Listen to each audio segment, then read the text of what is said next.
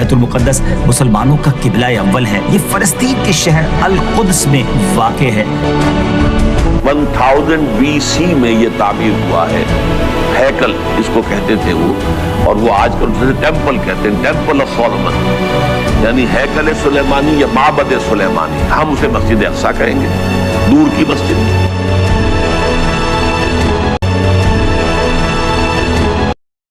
مسجد اقصی مسلمانوں کا قبلہ اول اور خانہ کعبہ اور مسجد نبوی کے بعد تیسرا مقدس ترین مقام ہے۔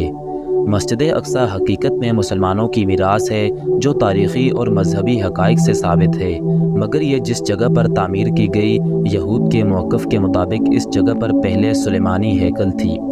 مسلمانوں کے یروشلم شہر پر قبضہ کرنے کے بعد یہ مسجد تعمیر کی گئی، حالانکہ قرآن میں سفر معراج کے باب میں اس مسجد کا ذکر ہے۔ گویا یہ مسجد حضور صلی اللہ علیہ وسلم کے بعثت سے بھی پہلے موجود تھی۔ متعدد روایات کے مطابق خانہ کعبہ کے بعد دوسری عبادت گاہ الاقصی تعمیر ہوئی تھی۔ مسجد کا تعلق اللہ کی عبادت سے ہے اور ہر نبی کو عبادت کے لیے مسجد کی ضرورت تھی۔ یہاں تک درست ہے کہ موجودہ دور میں اس مسجد کی معروف نسبت حضرت سلیمان علیہ السلام کے ساتھ ہے، حتیٰ کہ ایک روایت کے مطابق اس مسجد کو حضرت سلیمان علیہ السلام نے جنات سے تعمیر کرایا، لیکن اسے ہیکل سلیمانی قرار دینا تاریخی اعتبار سے غلط ہے۔ ہیکل کا لفظ رہائش گاہ، محل یا دربار کے لیے استعمال ہوتا ہے۔ گمان غالب ہے کہ اللہ کے نبی سلیمان علیہ السلام نے اپنی رہائش کا حجرہ بھی مسجد میں ہی بنا رکھا ہو اور اپنے متبعین کا اجتماع بھی مسجد میں ہی کرتے ہوں۔ اس لحاظ سے اس مسجد کو ہیکل سلیمانی یعنی سلیمان علیہ السلام کا محل یا دربار کے نام سے منسوب کر دیا گیا ہو، حالانکہ یہ مسجد فی الواقع زمین پر دوسری تعمیر ہونے والی مسجد ہے۔ مقامی مسلمان اسے المسجد الاقصی یا حرم قدسی شریف کہتے ہیں۔ یہ مشرقی یروشلم میں واقع ہے جس پر اسرائیل کا قبضہ ہے۔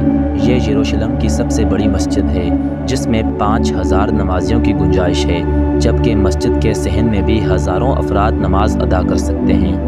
حضرت محمد صلی اللہ علیہ وسلم سفر معراج کے دوران مسجد حرام سے یہاں پہنچے تھے اور مسجد اقصی میں تمام انبیاء کی نماز کی امامت کرنے کے بعد براق کے ذریعے 7 آسمانوں کے سفر پر روانہ ہوئے۔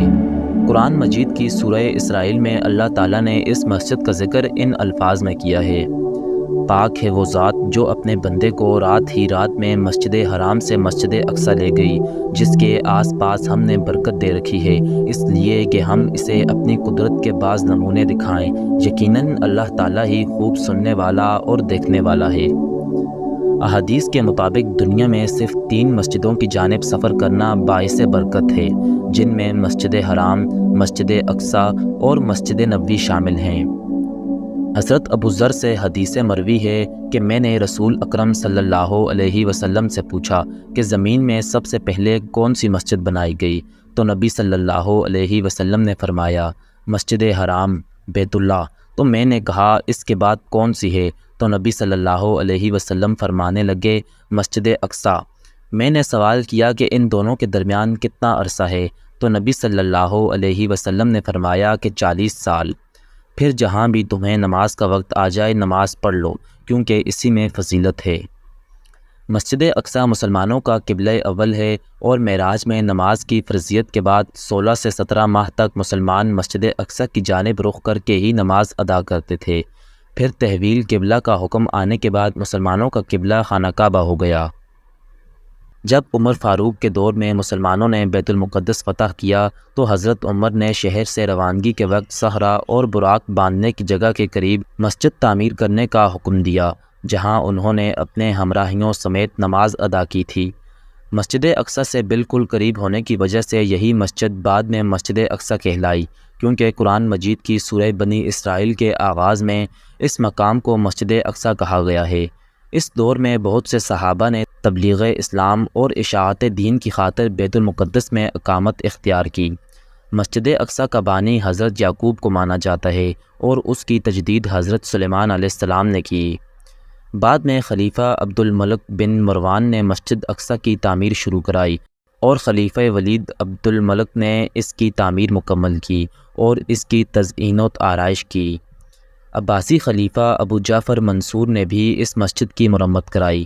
پہلی صلیبی جنگ کے بعد جب عیسائیوں کا بیت المقدس پر قبضہ ہو گیا تو انہوں نے مسجد اقصیٰ میں بہت رد و بدل کیا۔